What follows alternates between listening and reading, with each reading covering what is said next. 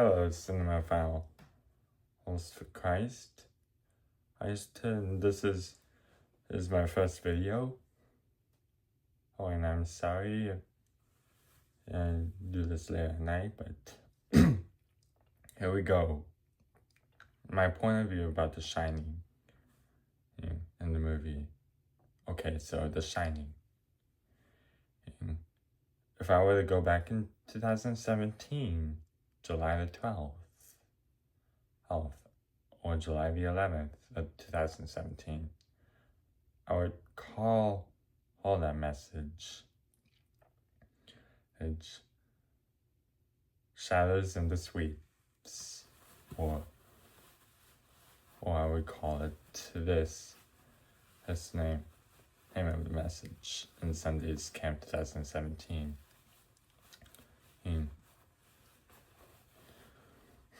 Here we go. I would call it Secrets. Secrets within the Sweeps. And trust me, it's rated R. But this is my point of view. Here we go. The Overlook Hotel is married to who Luke 8:17, for nothing is ever concealed. Well, that's just how I understand that. And the reason why is because, as through my point of view, the carcasses were rotting in there. And it's kind of creepy. Very creepy. But it was made aware. In my Christian context, in my Christian point of view, that God will reveal or what was hiding in your heart. So always remember the Overlook Hotel to be your version of the Overlook Hotel as Luke 8:17, as God has been using that to get your attention. And all you gotta do is ask of how you want him to get your attention. And it's always okay.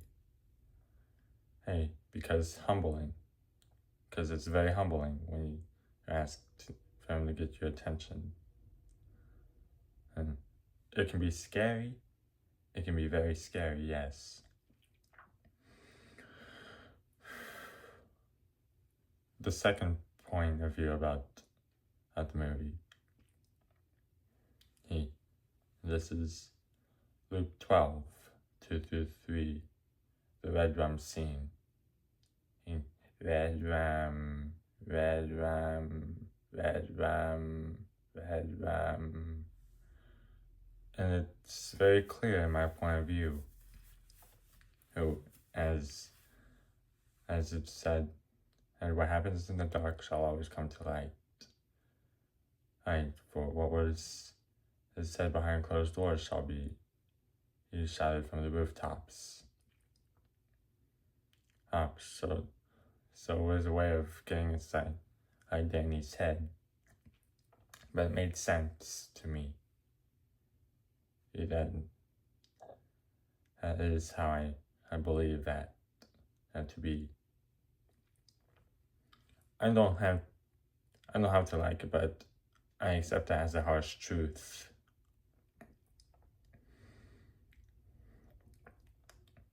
The third point of view is this, that the Grady twins are a perfect example of Matthew 7:15, wolves in sheep's clothing. And my reason why? Because they were saying to Danny, come play with us. Danny ignored that. Because, in my point of view, that's the exact same thing that was used.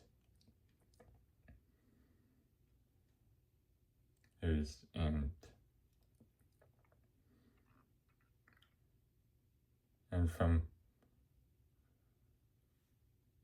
this my fourth point of view about how the movie The Shining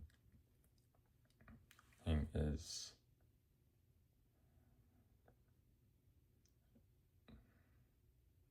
from Jack Nicholson's point of behavior in the film. He was resisting the fruits of the Holy Spirit, even self-control. Yes, if I was in the position of Paul, I would likely chew out Torrance for behaving like that. I would chew out Torrance for behaving like that if I was in the position of Paul. Or granted fairness, as even Paul.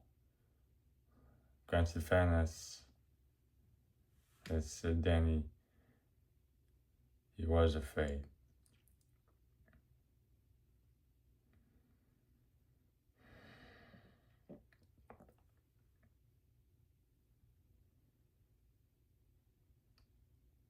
But overall, my point of view about The Shining shows from on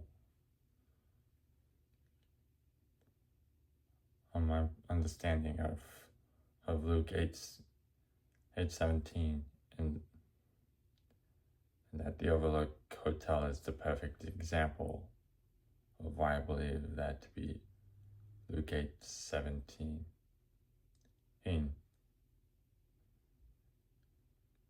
The rotting carcasses are the best example of how nothing is ever concealed. So always think about this, and it's because God knows what's behind closed doors.